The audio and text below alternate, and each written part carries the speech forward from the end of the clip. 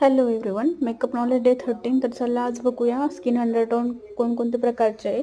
तर undertone basically काय असतं की आपल्या स्किन जी रेडियन्स झालेली असते किंवा स्किन रिफ्लेक्ट करते त्याला आपण अंडरटोन म्हणतो. त्यात 4 प्रकार: वॉर्म, कूल, न्यूट्रल आणि ऑलिव्ह.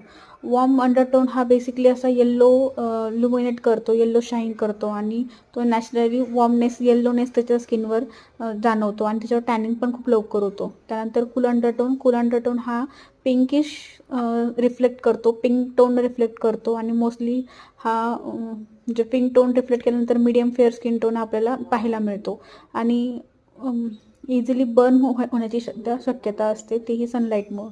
त्यानंतर न्यूट्रल अंडरटोन हा दोन्ही कॉम्बिनेशनमध्ये आहे. तो येल्लो पण असतो, कधी पिंक टोनमध्ये पण जातो. तसंच थर्ड आहे ऑलिव्ह. नंतर ऑलिव्ह ग्रीन हा एक असा ग्रीनिश थोडासा डार्कनेसकडे वळतो.